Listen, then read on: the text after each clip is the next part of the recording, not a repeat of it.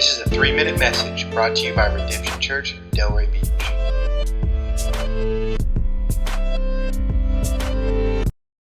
Hi, my name is Travis Sinks, and I'm the assistant pastor at Redemption Church, Delray Beach. As we're going through the book of Proverbs, it's easy to start thinking that if you live wisely, if you follow what this says, that life will be perfect. That you'll have that mansion on the beach, that your job will be going well, that your family life will be perfect, that you won't have any worries or cares at all. But the reality is that we still live in a sinful, fallen world, and so even if you act wisely, even if you live perfectly, well, we saw what happened to Jesus, the only one who lived perfectly. The reality is that you don't necessarily get a perfect life, even from living wisely.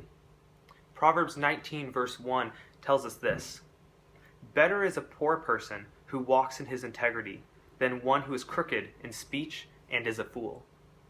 See, the book of Proverbs even reminds us multiple times that it is possible to be poor and still walk in integrity, to be poor and to still live in wisdom, to have difficult life situations but be living perfectly wisely.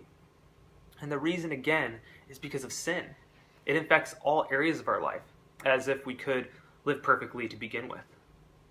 But the reality is that we need to be prepared to see disappointments in life. We need to be prepared to have ups and downs financially, or with our family, or with our friends, with just general problems in life, and they may or may not be connected to living wisely.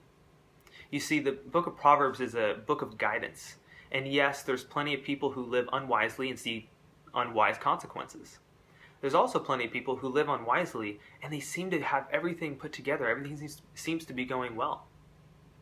And conversely, the same people who live wisely, they might be doing extremely well and see the benefits the book of Proverbs talks about.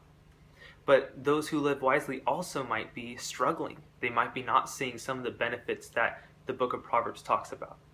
And so we can't just look at our outward life or our outward circumstances and see how we're living as far as wisdom. But the Bible reminds us to constantly look towards God and to look at how we're actually living. And to see, based on what His Word says, are we living with integrity? Are we living inside wisdom? And so be encouraged. You may have difficult financial situations. You might be in a difficult situation with your family or your friends. It doesn't necessarily mean you've been living unwisely. You might, as this person in 19 verse 1 is, you might be poor and living with integrity. You might be having a difficult situation with family or friends or work, but still be living in wisdom and still be doing the right thing. But what God's Word promises us is that in the end of all things, when all things are laid bare, when all things are accounted for, it is always best to live in wisdom, to live with integrity. So may you turn to God's Word, and during this entire series, be realizing how you should be acting and be realizing how you should be living. And know that how your life turns out in this life may not reflect those wise actions, may not reflect that living wisely or with living with integrity. But I can guarantee you that God says it's worth it. That it is better to be poor, it's better to have difficult circumstances, and to still live with integrity.